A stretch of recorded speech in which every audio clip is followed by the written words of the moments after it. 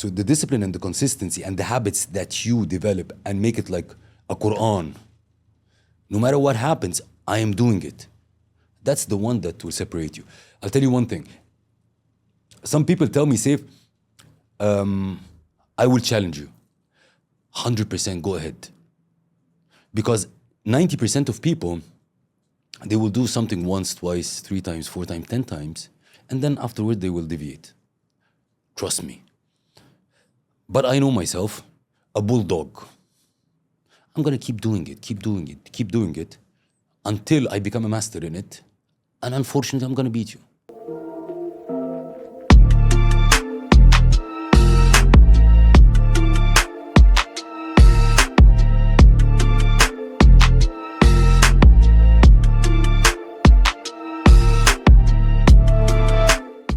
Welcome to season 8 of Recipe to Success. Gosh, I can't even believe we've made it this far. This is our 6th year, guys. I have a big favor to ask before we get into the episode. Please make sure you subscribe. This is going to be the biggest season yet. We've got Netflix stars to real estate moguls to content creators to franchise operators and everything else in between. This is the most valuable content on the internet. We don't do sponsorships. We make sure that we're creating content for you guys to enjoy, for you guys to learn, for you guys to benefit from. And most importantly, we don't do filler episodes. We make sure that every single episode you get is a valuable episode that you're truly going to learn from. So don't forget to subscribe. I hope you enjoy the episode. Welcome to another episode of Recipe to Success. Today I'm very excited. I have an entrepreneur, podcaster, and a man that is very well known in the UAE and Middle East as a whole.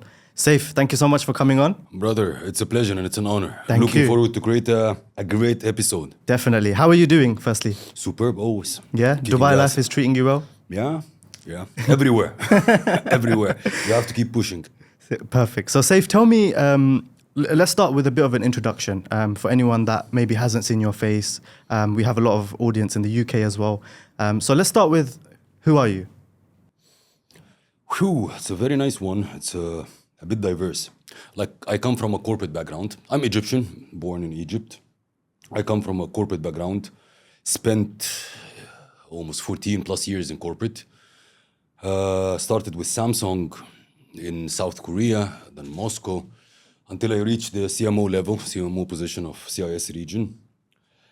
And then I started my entrepreneurial journey. But in between, I was a sports guy, like Mr. Olympia, national team of Kung Fu. That makes a lot of sense. Kinda. I like some fighting things. So here I wear a couple of hats, like the entrepreneurial, from my journey and experience, like running $3 billion organization, to sports, and to finally entrepreneurial, running my, I would say, consultancy / media agency as well, which I run from my show. And you also do a lot of podcasting? A lot. And how long have you been in Dubai? 4. 4 years? Yeah. What brought you to Dubai in the first place? Man, honest one or? Definitely honest. Look, let's put it simple and straight. Dubai is the land of opportunities. It's really a great place. If you're ambition and you have the hunger and you want to succeed, it's a place to come. But just you need to keep the par. So you need to keep pushing. Why I came to Dubai? Because my journey was a little bit interesting in a way. Like, I'm from Egypt, that I said. Then I went to South Korea, which is the first language is Korean, and there is no English. I survived there 5 years. Then I went to Moscow, spent there 10 years. So English doesn't exist. Then I went to Turkey, where I spent like 4 years. Then there is no English as well. Then I said, like, look, my next move is going to be a country where I can express myself perfectly. I don't need an assistant. I don't need a translator. I don't. And I picked Dubai for the reasons Dubai known for, and for the reasons that I need for this phase of my life. So you grew up, you were born in Egypt? Yeah. And how was life in Egypt growing up? Amazing, but I was a totally different person. Let's put it simple and straight. Growing up in the Middle East and Egypt in particular, I was the type of guy that I'm focused absolutely on nothing except sports. Sports, friends, so on and so forth. No education, I would say. not interested in studying. And then a couple of things happened that flipped the switch. That I became a nerd, became top of school, top of university, and that's why my career path absolutely changed. If this thing, the flip didn't happen, I would still be like maybe like a world champion of Kung Fu, and that's it. So sports is what took you to South Korea and Russia? No, my aunt. Tell me a bit more about the story. I mean, they're very different countries, different countries to live in. Look, my aunt and a particular thing that happened. When I was telling you, back in the days, I was totally into sports and that's it. But you know, culturally, you need to pass the exams to become an engineer, a doctor, a lawyer, and these kind of things. So at that period of time, I didn't study at all. But I had a cousin at the same period of like same age. So I used to study with her before the exam just to make me pass. Just tell me the nuggets. And a particular moment happened that I was studying with my cousin, and my aunt came in and said, like, why you're studying, wasting your time with an idiot? But my aunt is a second mother. She said it from love. But I don't know why this thing hit me. You know, like, idiot. I don't consider myself like this. And everything switched after that. Became top of school, literally. I stopped sports, top of school. Went to the best university in Egypt, Cairo University, engineering. Things totally changed. Took another tangent. Because you were called an idiot. Because, yeah, you know, I published a book last year called Unleash the Alpha. And the theme of the book, you know, the best thing about us is that when you sit with yourself and reflect, what happened in your life, in your journey, in your week, in your month, in your years. And I understood that I operate in a watch me mode. So you pinch me once, you punch me, and then watch me. I'm not gonna insult you, but I'm gonna show you. And in every pivotal moment or a phase in my life that I really grew exponentially, it was a watch me moment. So my aunt was a watch me moment. The way I went to Korea was a total watch me moment. I remember that moment very clearly. I was sitting in Egypt. After university, I worked with a mobile operator for a year. Okay, and I didn't have an intention to leave Egypt. Absolutely in my comfort zone, absolutely with my friends, with my family. I need nothing else. And a friend of family came and told me, like, look, Seif, Samsung is in Egypt now doing panel interviews, looking for global leaders. Back in the day, I didn't know what is Samsung. I'm talking about like 20 years back. It was Sony, the Japanese, and that's it. I said, like, give it a try, let me go see. So when I went to the interview, we were sitting like 10, 15 applicants. It's a panel. They're going to choose one from the Middle East and North Africa to go to South Korea and work with Samsung. I was sitting and I'm working in a company. So I look at my watch and I look at the PA and I tell her name was Jenny. So I tell her, Jenny, like, when is my interview? I need to leave. I need to go back to work. She looks at me and says, like, where are you from? So I say, I'm from Egypt. So like, okay, anyways, you can leave. Egyptians are lazy, you're not gonna win anyways. And man, that's again a watch me moment. I said, look, I had no intention. I had no intention to win. I had no intention to go to Samsung. I had no intention to leave my country. But you ignited something in me. But if I'm gonna win, and that was the deal, you're gonna resign. Because you humiliated me in front of 10, 15 people. And I made everything possible to win. And I won. And I went. And my journey absolutely took me to a totally different place. And then Russia was like linked to that, or that was completely separate? Russia was like my time in Korea finished. I worked in headquarters for 5 years, and then I had to. You're done with headquarters. Go back to Egypt. I said over my dead body. Not because Egypt something wrong with Egypt. But now you had seen more. Exactly. I saw the different cultures. The international exposure. I saw my career growth, my personal development took me in a totally different place. So I'm not going back. I still need this. I'm hungry for this. I need more. And I was so strong in headquarters, so strong to the level that all the VPs, the presidents, like Seif, will stay in the headquarters. And I remember the moment HR got me and said, like, Seif, you need to go back to Egypt. I said, no, I'm not going. Everybody here wants me. The guy looked at me and said, like, Seif, put your ego down a little bit. I can replace you with an empty chair in 2 seconds. Another watch me, man. Then I said, okay, I'm not going to be replaced. Then I made everything possible. Then I landed in Moscow. Another 10 years. Crazy. So you mentioned a lot about watch me moment and people maybe not believing in you or just thinking of you as just another person. How important is that in terms of when people are like doubting you? How did you find that in you? Like, how did you actually dig deep? Because obviously it's one thing to say, okay, I'm going to prove it to people, but then to actually follow through with action and to be consistent with it as well, it's not easy. So where did that come from, that determination? Like, as humans, what drives you at the end is your why, okay? What keeps you moving is your why. And as humans, we have 5 ways only to find our why, okay? One of my whys is this. It's built in me, it's an operating system. So some people, like, their why is coming from, let's say, the contribution. Like, I want to do good with my business to contribute more to the, like Andrea Gassi, as an example, that's one of them. Or your why comes from something that I want to see the numbers high. My bank account numbers going up. My titles is growing. It's more about self-identity.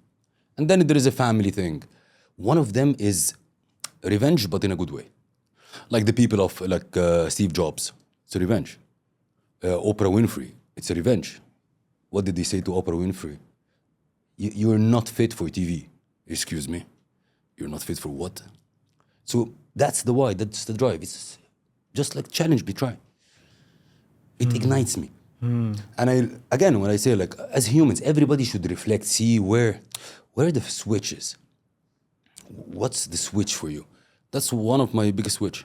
And your why, what was your why? Like your personal why? My personal why is that comes from these. First of all, family. My family is number one. I do anything for my family. Then second comes from the revenge. It's ignite. These are the things that ignites me. Whatever I have a mood, not mood, whatever, it doesn't matter. I'm gonna be operating because of these things. Like, actually, my why is 3, based on, like, the family. Number 1, 2 is contribution. 3rd is revenge. There are a total of 5 whys. What would you say to people that say revenge is the wrong way to motivate yourself? Absolutely wrong. It depends on how you utilize it. Like, I use the revenge in a positive way. Like, it ignites me. I'm gonna show you. I'm not gonna punch you in the face, but you say, like, you can do it. Okay, let's see. I'm gonna show you. Have you had those moments in Dubai? Or do you feel like now you've proven yourself enough? It didn't come yet. It's gonna come. I always wait for it. You know, for me, life is about particular patterns. There are patterns that comes. It's gonna come to me. Not yet. It's gonna come. Do you feel that you've proved yourself though? Like, do you feel like now there is no more revenge? No, you know, like, again, it's not a revenge in a bad way. Of course. It's like I am ignited by proving people wrong. Exactly. Ignited by, you know, like, even proving it doesn't matter. Because I never came back to my aunt and said, look, I told you I'm not an idiot. I've never came back to this lady from Samsung. I said, like, look, I won. It doesn't matter. It's for me. And I had different cases with family. Like, what are you doing with your online business and blah, blah, blah. It's absolute bullshit. Okay, watch me. When you see me on Forbes, it's gonna speak for yourself. I don't need to come and say, like, oh my God, look, I did this because. And how important is mindset and self-talk? I mean, I saw a clip recently of Cristiano Ronaldo. He was taking a free kick, and I think he's done it majority of his career. But before he takes the free kick, he's talking to himself, telling himself, True. you know, I'm gonna score. I'm gonna do this. How important is how we view ourselves in our own minds? I'll tell you you know Tony Robbins, of course. Tony Robbins has a method. It's called the success loop. You've heard about it? No. Success loop starts with something called belief, okay, which is the certainty, okay? And then this belief and certainty turns to potential. And this potential turns to action, action turns to results, okay? So everything starts with your belief and certainty in what you're gonna do. Let's say, for example, I wanna run a marathon, but with myself, I'm sitting on the chair or the couch all the day. I'm not gonna run a marathon. My thoughts. So my belief and certainty, no, I'm not gonna be able to run a marathon, right? So when I start to move from the couch to train, I'm not gonna tap my full potential because I'm already putting a ceiling to it, correct? So when I don't tap my full potential, my actions will be small, then the results will be shitty. Then my mind will come and tell you what? Look, Seif, I told you, you won't be able to run a marathon. But if you reverse it, the self-talk, the belief in yourself, the certainty that you can do, you will tap bigger potential, get bigger results, take bigger actions, bigger results, then you're gonna achieve. Back in the days, the 4-minute mile, Roger Bannister, you heard about him? That's the guy that broke running a mile under 4 minutes. That was never done before. Okay, never done before. Why? Because all the science, everybody said, there is no human can make this kind of thing. But he had a very high certainty and belief. So he broke it and he made it. Amazing. But the best thing is what? In the next 2 years, 37 people broke it. Because it was certain now. People had believed it can be done. So your self-talk, your belief in yourself, man, completely. And even we take it a little bit further. When people say, Seif, you are super confident, so it means that you don't fear. Absolutely not. I'm human like you, I fear. But I don't have doubt in my ability that I'm gonna pass this stage, this phase. It can be fearful, it can be whatever it is. Yes, I fear. But my belief in my ability and in myself, I'll pass this. I think fear can either be broken down into bringing you down or lifting you up. Because sometimes it's the fear that pushes you that, you know, I don't want to go back to where I came from. I need to stay at where I am or go further than where I am. Seif, what would you say to anyone that is rock bottom at the moment? They want to achieve success, but they don't know where to begin. In 2025, what would you recommend? Just begin. Just begin. Stop overthinking and act. You know, like a lot of people write to me and say, like, I don't have clarity. Trust me, you think that you were sitting on the chair or you're on your couch overthinking about everything. Clarity will comes to you? Absolutely not. You need to move. Take an action, because when you have an action, it creates a momentum. When it creates a momentum, you start to pivot, then suddenly you will find what? Oh my God, I'm clear. That's what I want. But if you keep overthinking, you're gonna keep overthinking forever. Just take the move in whatever it is, whatever direction it is. Just take the action and then, I did something wrong here. So you will adjust, you will pivot. Then suddenly you say, okay, I'm clear now where I'm going. But keep sitting, thinking, overthinking, procrastinating. Nothing will happen by sitting. Just take a move. Definitely. I always see people that sometimes spend a year or 2 years just writing a business plan. Yeah. And me, I never had a business plan when I started. I just started, and you figure things out as you go along. Move. Life will teach you. Life will literally teach you. Don't take this away. So you go to school to make the school teaches you, and you don't want life to teach you? Go ahead. The best school. Definitely.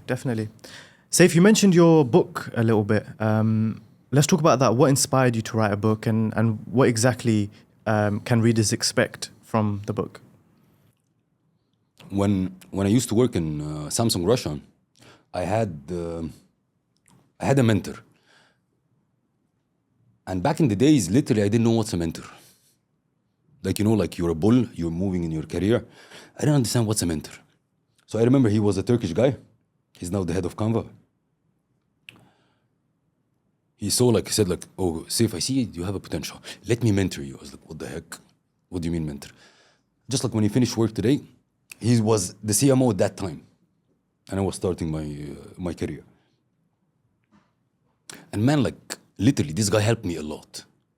And I understood the value of having the right mentor, the proper mentor. I went to him, give me some books, give me some advices, articles to read. I'm handling a project in the company. If I were you, I will do this, this, and that. And then I know it clicked. I want to help people. Like, I literally want to help people based on my journey. So, moving forward, when I finished my corporate journey, started my entrepreneurial career, all these things, I had to write what I've learned in this journey. Up to this moment. That doesn't mean I'm not gonna write any books anymore, but like up to this moment, these are the lessons I personally learned. And if anybody relates to me in a way, you will learn something from this book.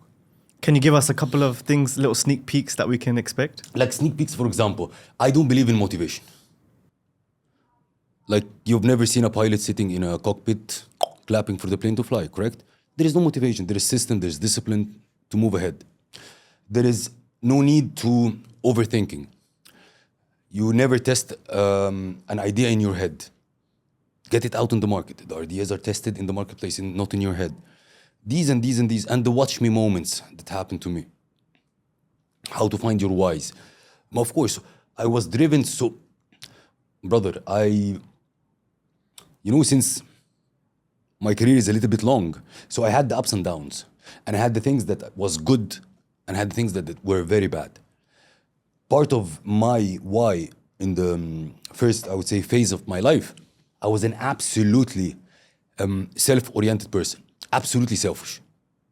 Absolutely. That's my why. I want to make 10 this month, and I got the 10. Oh, I want to make 20. I got 20. I want to make 100. I got 100. I want to make 1,000. Man, forgot everything. Forgot my family, forgot my health, forgot everything. That was my driver. And then when you are at a young age, early 30s, running a $3 billion organization, you tell me ego? Oh man. Ego kicked me. I thought I'm let's say the king. I can do anything. I'll touch anything, I'll turn it to gold. And then life wakes you up. So I reflect and I see what happened. I stopped learning. I stopped taking advices and opinions of people that really helped me to grow. And then things change. The smart thing about humans that you need to reflect and think, not to blame yourself, but what I did wrong and what I did right. And you start to play with this like a chessboard. More to analyze. Of course. And how did you deal with those hardships? I mean, obviously we all deal with things in a different way, and especially when you've tasted success and then you go through the ups and downs of business or career or life. How did you deal with it, and how did you pull yourself out of that? I always believed in one thing. Like, nobody's gonna help me except myself. Maybe because I come from a sports background, like once you're in the arena, like either you help yourself or you're gonna be kicked. Yeah. So you always bet on myself. But at the same time, I always look at myself in the mirror very well. I wanna be honest with myself. There are periods of my life I can go and bullshit whatever I want, but when I speak to myself, I try to speak properly. Like, this was right, this was wrong. If you can do it differently next time. I like my me time. You know, that moments that I look at the ceiling and like, just forget. I can fall in love with the ceiling. But that's a thoughtful period. Sit, analyze what happened to me and what I can capitalize on. That's the best thing a human can do. But be frank with yourself, because sometimes we sugarcoat or we blame ourselves to the max. So you need to be in the middle. I actually find it very interesting because I feel like nowadays reflection is a bit harder to achieve because we're living 100 miles an hour. When we do have a moment to spare, we're on our phones, scrolling on TikTok, scrolling on Instagram. But in fact, you're right. Like when you have those moments of reflection, that's when you can actually observe, look at everything, see how you're going to adjust, pivot, move. Whereas if you're just a hamster on a wheel, it never ends and you don't really ever move forward. True. So now you're in Dubai. You've obviously been here for a while. You've built a name for yourself. What motivates you now compared to the young boy in Egypt? Wise, I would say. So you feel like you're still grounded. Not super haphazard. Because you said you don't believe in motivation, right? And you believe in discipline. A lot of people, obviously, they feel that they need to be motivated. But I agree with you. You know, motivation is short term. It's like absolutely. A temporary little stint. So now when you've tasted a lot of success and you've been around the world. A lot of failures as well. Of course, but you've tasted what it feels like to be successful. So when you get to that point, a lot of people just get complacent. They think, oh, I've done it now. What more do I need? You know, I've got everything I wanted. And I always feel quite upset for those people because I think you're not reaching your full potential. You know, sometimes you might have enough money to do all the things you want. But for me personally, legacy motivates me more. Of course. So how is that similar to you? Of course. You play the infinite game or it's an unending thing. Sometimes it's hard, and especially when I was younger. When I was younger, it's like, okay, I reach my goal. There is like 1 second of happiness. Just 1 second. What is the next one? There is no like, let us cool down a little bit, celebrate, and you understand. Like one of my main, I would say, I always worked in marketing, and I wanted what I'm doing to appear on Times Square, one of the billboards of New York. Look, don't tell me why. It is something that I want. And it happened. Like my wife is sitting behind me. It happened. It took me 2 seconds. Oh, amazing. Next. And that was a dream for me. So sometimes as humans or this type of character, I would say, it becomes tough. Because you achieve, okay, what's next? What's next? What's next? But the point is I enjoy it. You can tell me, say if it's unhealthy, take another route, no problem. For me, I enjoy it. There is no end game. Yes, I could slow down to celebrate the wins. But land on it and say like, I arrived, it is impossible. Look, from a project standpoint, from a country standpoint, from a city standpoint, once I feel it's becoming easy, comfortable, I'm leaving. From a business standpoint, from a city standpoint, it doesn't work. Something has to challenge me. Maybe it's the sports in you. 100%, I would say. 100%. Something has to challenge me. And how important are the daily habits, Seif? Because a lot of people belittle the small things that you can do in your life. I remember my mentor and business partner told me in the start of my career that it starts with the smallest of details, from doing your bed to cleaning your car to True. having a nice environment. And that changed a lot of things for me because I had a bit more clarity and I felt like, I've achieved something. Like if I go to the gym in the morning, I feel strong. I feel, oh wow, I'm ready for the day. True. What would you say are like some of the key things that are very important to you then and now that people can maybe learn from? 100%, number one, sports. Number two, developing yourself. Yes, you said something. We live in an era where everything happens so fast, especially in Dubai. But if you don't develop yourself, you'll be screwed. Because Jim Rohn said one lovely statement, where we're equal as souls, but we're not equal in the marketplace. Like we're all humans, equal as souls, but we're not equal in the marketplace. So if you don't develop yourself, you're gonna be screwed. So having a time in the day to develop yourself, it's a habit. To read, to look at a course, whatever, it depends on your goals and what you're doing, of course. Part for your health, part for your family. Your habits, again, I'm not from the school that tells you, here are the best habits in the world, wake up early, sleep late. Everybody is programmed differently. But you need to put habits because these are the things that accumulates over year, compounds. And you will see the results 100%.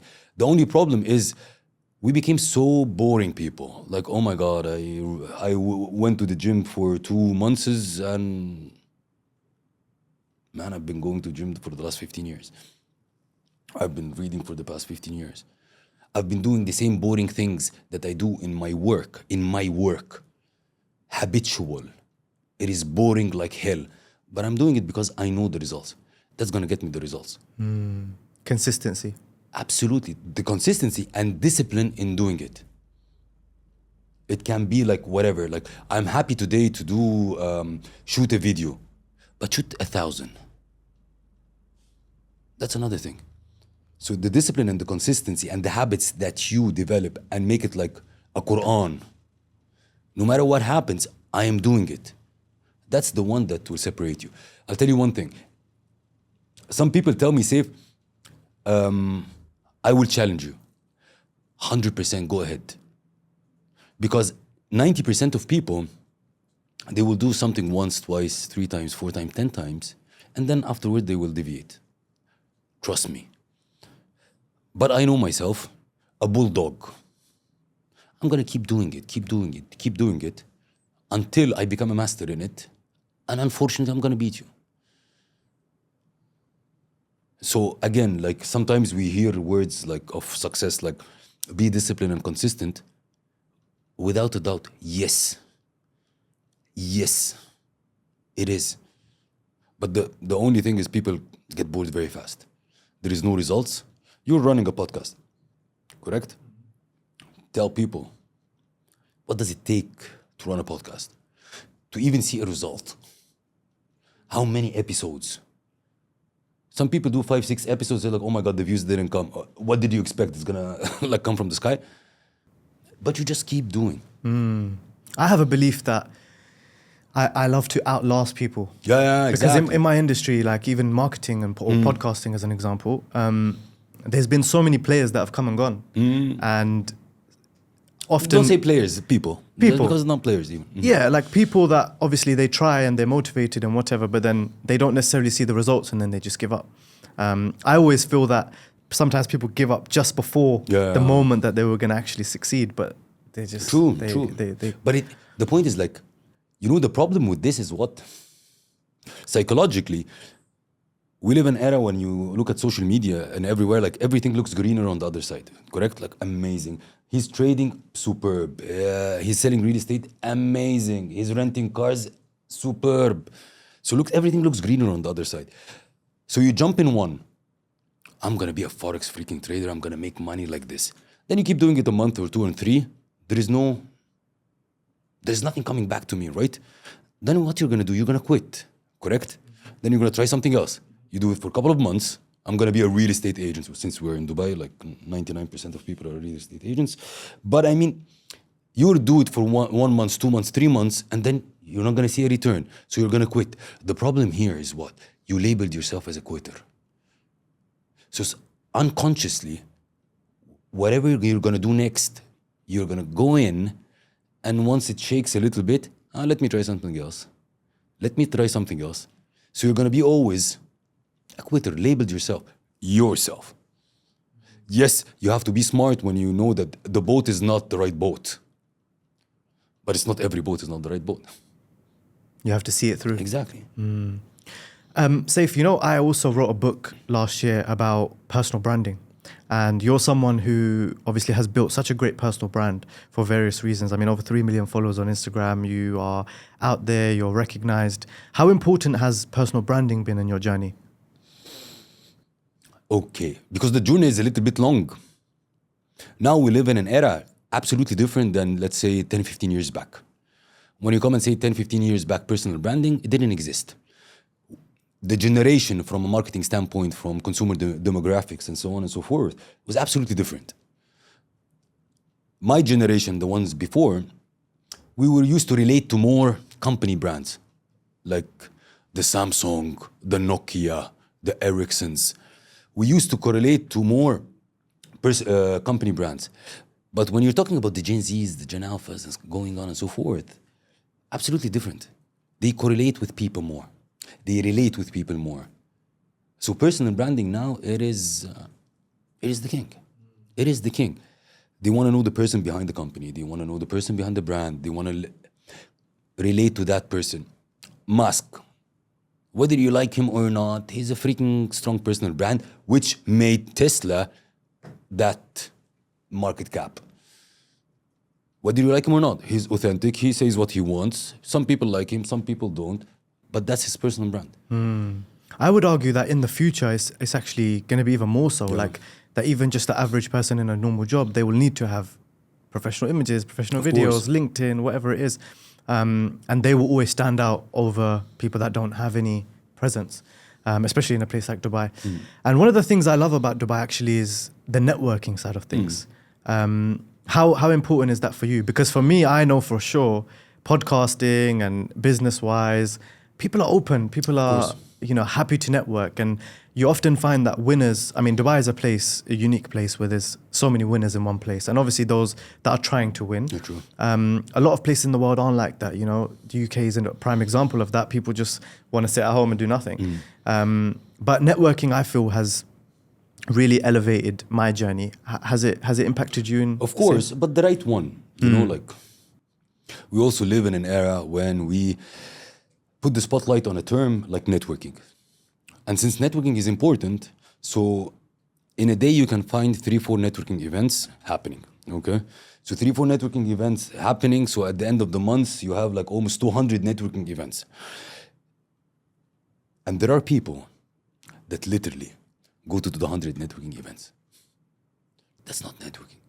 Yeah, I find those a bit cringe because That's everyone's not there to try and get business, and then Exactly. it's like it's phony. When you do it properly, when you do it for building relationships versus transactional, it's like, oh, I met you. Oh, you have a social media agency? I have one. Let's do it. Man, I even don't know you. How can I do business with you? If you do it properly and selected, you know what do you want. You genuinely want the good for the others. You're not going for your own interest and that's it. Dubai is a great place, but you need to be selective because literally you can go to 200 networking events and get nothing. and get absolutely nothing. Because and even the name, the best networking event of the year, the most prestigious networking event of the year, the most luxurious. So you need to be smart with your time and where you allocate it and with the type of networking event that you go. And always go with a win-win. Always go with a win-win. And even not on the first encounter. Things happen by time. Talk about that win-win, because I love that where we do business and no one's losing. Is that what you mean by win-win? Yeah, of course. Like, let's say we met in a networking event. We got along. So there is a little bit of trust that happened. So we met today in that networking event. Next week happened the same networking event. We saw each other. Then let's go for coffee outside of the networking event. Talk, what do you do? What do I do? How can I help you? How can you help me? And it becomes, natural. It's not, here you go, my business card. If you need anything for a podcast, just let me know. You're just gonna toss it away. You need to build it. It's not about the number of contacts that you have on your phone, correct? That's not network.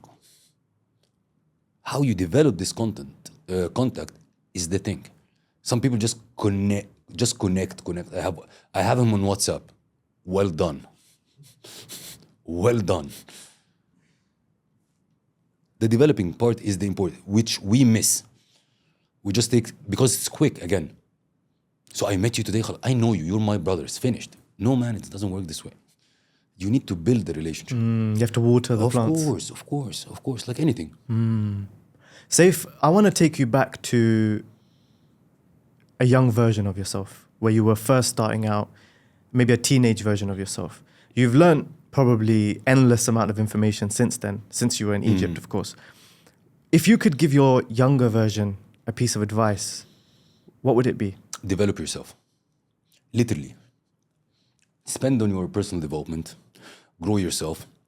And I would say, build your personal brand early. Like I'm talking about now.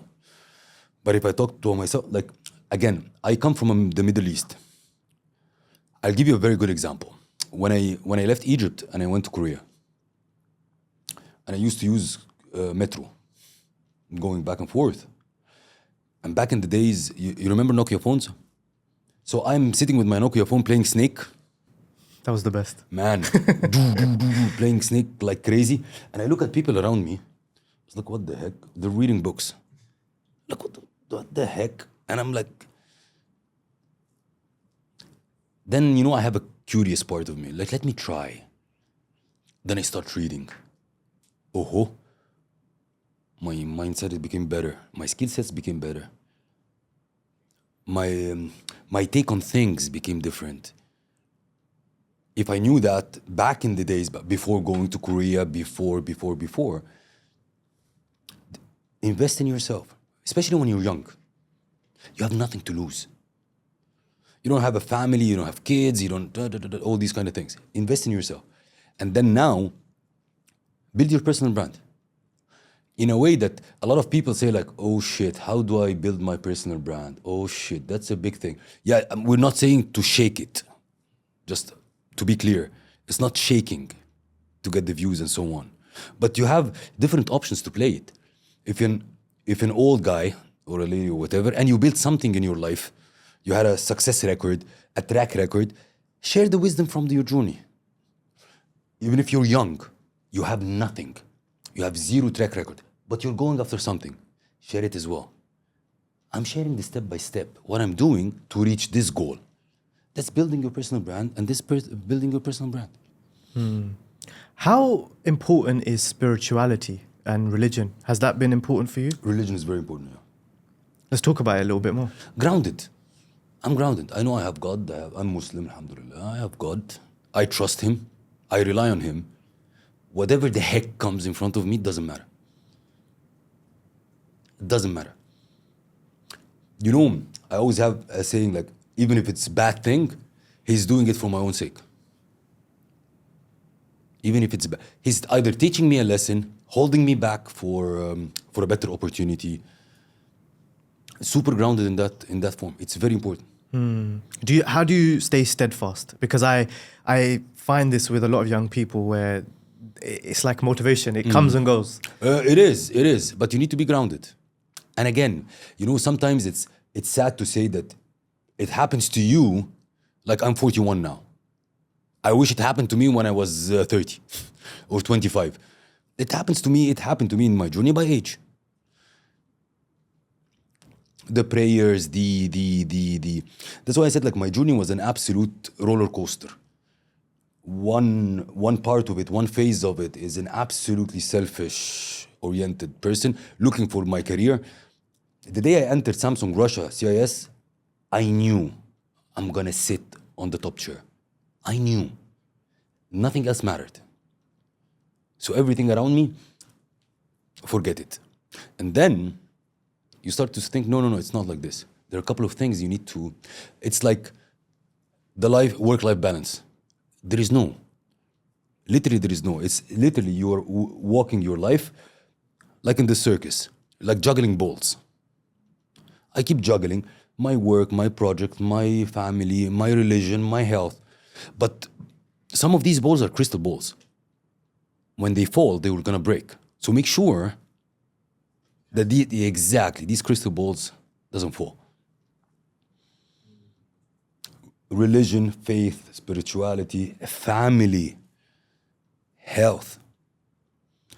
Bro, back in the days, I was the CMO running 3 bill, managing 600 people, and I got a health issue. I was thrown in a hospital for a couple of weeks and nobody said hello. So without my health, so that's a crystal ball. You mentioned like running this huge organization and obviously managing loads of people, and I find that that's an art in itself, because managing people is ever changing. You know, we've got new generations, Gen Z, Gen Alpha. Managing them compared to managing millennials is completely different. What do you think makes a good leader? And for leaders out there that want to aspire to be like you, what would you advise them in terms of leadership? Back in the days, you could use the tactic of command and control, like an army. You do this by force.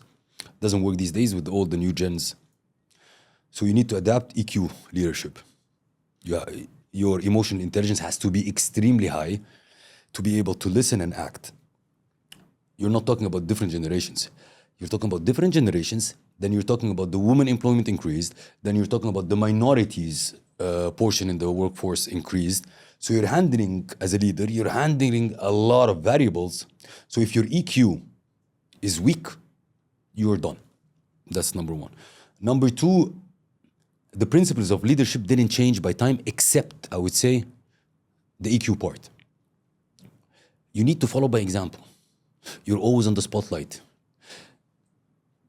Let's say, I can't kick you for not being creative and I'm not demonstrating to you that I'm creative. I cannot kick you for not coming on time if I am not coming on time. So you have to lead. You're under the spotlight. It's like kids. For kids, the father and the mother as a figure, they mirror them. Your team, your employees mirror you. Be up to this image. It's funny because a lot of young people think that when they get to a point of leadership, they'll just put their feet up, Oof. relax, no stress, and life will be rosy cozy. Responsibility. That's, like, I used to be in corporate where my bank accounts used to tick every month. Bonuses hit the ceiling. And then when I started my journey, entrepreneur, and COVID hits, and oh shit, that is responsibility. That's a leader. That's leadership. Because back in the days, like, okay, I am leader on my team, but my income hits, doesn't matter. But you have your own thing and a crisis happens, everything's on your shoulder. Are you up to it or not? Are you able to take the tough decisions? Are you able to support the people that works for you? That's leadership. And how do you compare? You're someone who's done intrapreneurship and entrepreneurship, where you've kind of treated working in corporate as if you're running your own business versus actually now running your own business. How do they compare? Okay, you made like this, right? Yeah. So let's say someone wants to go The down the transition- corporate route yeah. versus the entrepreneur route. Let's put it in a very nutshell so people understand. You can be successful in corporate, super wealthy, super happy, super fulfilled. And you can be also a failure. The same as in being an entrepreneur. You can be superb, the best, and you can fail as well. So there is no right route, okay? You can take this or that, depends on your skill set, your mindset, so on and so forth. Having both, from my standpoint, is the best. Why it's the best? Because I'm not saying spend that much time in corporate as I spent, but if you plan to be an entrepreneur, hope it's by heart, not by what you see. By heart, I want to be an entrepreneur. I want to create something. It's not because you created something I wanted to create. So by heart, I want to create a marketing agency. Let me go work for you. A couple of years. You already established your agency. You have your business model, you have your processes, everything is running. Let me go learn. Then, once I learn, in a couple of years, I can quit and do my own thing. But now I have the knowledge. Because again, having an idea and motivation equals to hitting the wall. Because they're missing part, which is the knowledge. And when you work for someone or under an entrepreneur, you will learn for free. So this is one route which I highly recommend. Before jumping into your entrepreneurial journey right away, you want to be a real estate agent, work for a broker. See how things work. It's not like, I want to be the best real estate. Like, based on what? Do you think that entrepreneurship can be learned, though? Do you think that either you have it or you... Because there's different schools of thought. Some people say you're born an entrepreneur. You cannot learn to be an entrepreneur. You can learn to be an investor, a businessman, but you can't learn to be an entrepreneur. Others say, no, you can learn and you can transition. Some people say you have to have the risk appetite. So there's so many different schools of thought and people get so confused. True. It's a very tough one because you need to have the talent for it. You need to have the mindset for it. But again, everything can be learned, but you won't be the best. Example, my voice is shit, okay? I sound shit. Do you? I don't No, think let's so. say like as an example, like I sound shit. Yeah. I can't be the next, I don't know who's singing now. Like it's as a singer. Beyonce. Give me a guy. I was thinking. So I can't, it's like I have the talent or not. Do I have the raw material to be a good singer or not? And you have to have that self-awareness. I can't force it. If my voice is bad, even if I come sing in your ears, my voice is bad. Entrepreneurship is more or less the same. But you can develop yourself. We're human, we're adaptable. There are certain things makes you a good entrepreneur. Certain things, if you can manage it, that you love to take risks. You don't mind uncertainty. Because in entrepreneurship, you're absolutely uncertain about anything that is happening. You need to be assertive. You're not waiting for something to happen to you. No. I'm assertive. I'm going to put myself in front. If you can manage these kind of skill sets in you or like mindset traits, you can be an entrepreneur. But of course, if you're born as a good singer or you're born Cristiano, that's a born one. You know, people often compare Messi and Ronaldo. Yeah. It's a never-ending True. debate. But me personally, not just because I'm a Manchester United fan, but for me, I love Ronaldo because he didn't have that raw talent. He had to learn. Skills. He had to Train. fight. True. Whereas Messi was God-gifted talent. Of True. course, he had to develop it as well, but you know, But they both have talents, yeah. definitely, Yeah. they both have talents. But it's like I always say, you have to be the hardest worker in the room. Of course. And Regardless. I used to honestly have an obsession where I need to be the last person to leave the office. I don't want to see a single light on because I know that I will outwork everyone. And I think that sometimes it comes down to the work ethic rather than just pure talent. Because sometimes people have pure talent, But they waste it. they waste it or they don't nurture it or they get arrogant. And then, But imagine you have the talent and you don't waste it. You skyrocket. But again, it depends on what do you want from life. You want to be the best of the best. Or I want to be an entrepreneur because my objective and my purpose is 1, 2, 3. I don't plan to be the best entrepreneur in the freaking world. It doesn't matter. I just want to be a good entrepreneur. I want to make an impact. Okay, these are the skill sets, the character attributes I need to develop in myself. I'm not going to be the next Zuckerberg. Doesn't fucking matter. You know, like the problem is when we keep comparing ourselves, are we better than this? It doesn't fucking matter. Literally, it doesn't matter. I want to be an entrepreneur, but again, be the thing that you want for the right reasons, not for the wrong reasons. I want to become an entrepreneur because the Lambos, God be with you. But I want to be an entrepreneur to make an impact, to solve a real problem that is happening in the world, in my community, in my family. That's why I want to be an entrepreneur. Okay, go ahead. That doesn't make you the next Elon Musk, but you're going to be a good one. definitely. Seif, thank you so much. Honestly, it's been an honor. Any final message for anyone watching that wants to learn from you, really?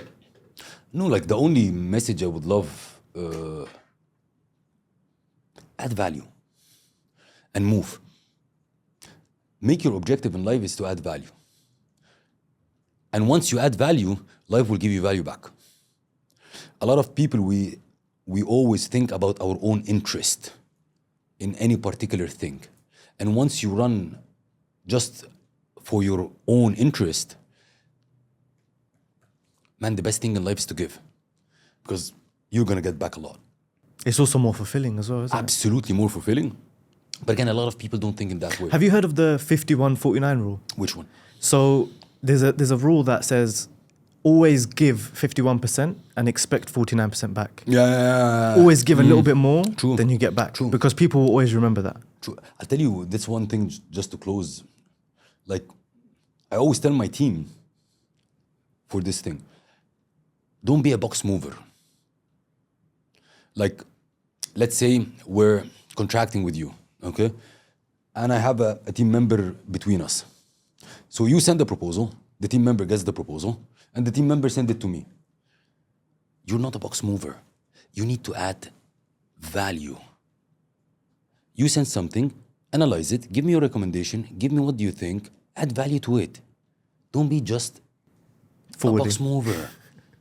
Always add value. So that's one thing. The second thing is literally move. Move. Move. And do it now. Don't procrastinate. Not next week, next tomorrow. Like, do it now. If you need something to be done, just do it now. Start it now. You know, there is, what's his name? Clement Stone, W. Clement Stone. He co-wrote Think and Grow Rich with Napoleon Hill. This guy was a self-made billionaire. And very simple. He contributed his whole wealth to one word, which is do it now. He kept repeating it 100 times in a day. Do it now. I need to send something, I'll do it now. I need to prepare a proposal, I'll do it now. Just do it now. Do it now. Act, and then the results will come. And don't get bored fast. What do you do to stop the negative voices in your head that tell you, do it later, do it later? No, this doesn't come. Like this do it later doesn't come. Like I'm programmed already, it doesn't come. But you trained yourself to get to Yes. that. Yeah, like whatever. Through consistency of doing it now. Exactly. So these days doesn't come like do it later, I'll do it. No. It's I'll do it now. But there are like negative voices that comes, of course. Like, oh my God, that's not working. Like you're pushing so much and it's not happening. I have my ways. Like I need to do my sports. I need to do my walking. I need to speak with my wife. You have your ways to like shut down these things. But the regular ones like tomorrow, let's do a game now, let's play cards. Like, you pass it. You train yourself. There is a no-go. Like for me, for example, I don't eat sugar. I fucking don't eat sugar. At all? I don't eat sugar. Zero. I love sugar. I don't eat sugar. It's just like programmed. I don't eat. I hate it. I hate it or not. I absolutely. I don't eat sugar. It's like a drug, isn't it? It is, and it's not good for me. And I know my body acceptance to sugar and so on and so forth. So I don't. I'm gonna be consistent on it. I'm gonna be disciplined on it. No matter like, okay. How do you feel when you have a chocolate cake in front of you? I don't give a damn. Literally, I don't give a damn. I love it. Like, for example, chocolates, Ferrero, for example. I love it, man. So I'm not gonna. So you never have a cheat day or like a cheat month? Or If she pushes me, like, just take birthday, one bite. anniversary? One bite. Yeah, this could be. But other thing, Within reason. it doesn't matter. It's like you train yourself.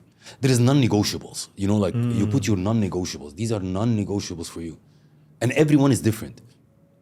I love that actually. On that last point, non-negotiables. Sometimes in business or in life, we sway on our boundaries / red lines. How do you stay firm? Like, let's say someone says, I'll give you £1 million or I'll give you 10 million dirham. But you have to compromise on This and that, your my red line. ethics and values. And no, it's impossible. There are non-negotiables in my life. One of them is something that doesn't come through my values, principles, through my, I would say, let's say, religion filter. There are some things. I could do much more money, of course, doing some other stuff. No, it doesn't fit me. It doesn't fit it's non-negotiable. You don't talk to me. There is non-negotiable with outsiders. There are non-negotiables with your family. There are like different levels. You have non-negotiables. You need to stand firm. You know, like I have to put it in a perspective. When I pop off, I want to write on my tomb, like here lies a man that he will understand what I'm saying. That nobody could twist his arms. In Arabic, twist his arms like يلوي دراعه. We live in an era that a lot of people do things beyond to change their values and principles, but I'm not gonna be that guy. So I wanna live my life that here lies a man that no man on earth could twist his arms to let him do something against his values, his principles, his and that. Okay, now this is actually the final one. Yeah. Because your wife is sitting in the room. Yeah. And how important is having the right partner? It's super important. How does it impact? How do you choose? How do you find? People are scared. I was having a conversation with my friend yesterday, and he was saying the new generation, they fear women. They fear that someone's going to do them dirty or this is the consequence. But they haven't even tried it to understand. But they just see the headlines of, what we see on Instagram and so on. So I understand as well that a partner, if you're a woman or a man, your partner can make or break you. 100%. But also, you have to go through the journey of selection. True. Like Ronaldo didn't marry Georgina straight away. Yeah. She had to earn it in a way. So you are a prime example of someone who keeps your wife with you on your side. And you mentioned her earlier in the podcast as well. So how important is that? And where do you begin with that? It is the most important thing that you need to choose correctly in your life. Even better, more important than your business partner. Because that person will break you or make you. Bottom line. And there are two types of partners. Let's say I'm talking from a man's standpoint because I'm a man. So there are women who are a journey partner, and there is a woman which is a result partner. Like the partner that wants the car, the house, or the partner that wants to see you grow. Enjoy the journey with you, with the ups and downs. I'm not saying this is bad, this is good, this is good, this is bad, doesn't matter. But if you're starting your life or you're building something as an entrepreneur, choose the partner journey that loves the journey rather than the result. Because if the person you love, and she can love you at the same time, only focus on the results, you won't build anything. Because you will try to make her happy, so you will screw everything to get the results fast, to make her happy, but so you will be screwed. So focus on getting the partner that's enjoyed the journey with you. Being an entrepreneur is a tough one because you're working 24/7. So the best thing as an advice, try to integrate your relationship with your work. That's what I do with my wife. We work together, we develop things together, so we are in the same boat rather than you're out 24/7 and so your relationship will be destroyed. Especially if you are, again, an entrepreneur. It's a tough one. Selecting a partner is the most critical one. Plus, if she's the right woman to you, she's gonna be your why, your driver, you're the one that you push for. Even you don't need to come and tell her like, I'm doing this for you. No, it's internally, it's a drive. It's extremely important. I saw men broke into pieces from a wrong partner. Pieces. Some may never recover. Majority, let's say. You know, like when you say break, that's you pass this stage of recovering, or like God be with you. You lost years. And again, like I love the statement, never too late, F it. What do you mean never too late? How many years you gonna live? How many years you gonna live? No, time matters. So it matters. It's never too late, no. So start now, look for a right partner. It's very tough to say, like, test the partner. It's a rough one. You do it in business, but test partners. See, that's a person that you're giving your life to. You're giving your life, your dream, your ambition, you're handing it to a relationship. So if you're not sure about it, don't freaking do it. Seif, thank you so much. It's a I really pleasure. appreciate your time. For anyone that wants to follow you and they loved your energy in this podcast, where can they find you? Easiest one is on Instagram at Seif El Hakim. I'll be there. Perfect. We'll put everything in the description. Thank as you, well. brother. It's Thank been you a so pleasure. much. I Thank loved you. it. Thank you very much. Wish you all the best. And I look forward for the next season again in Dubai. Definitely, inshallah. Thank you, Thank brother. you so much, guys, for watching. Make sure you subscribe and we'll see you soon.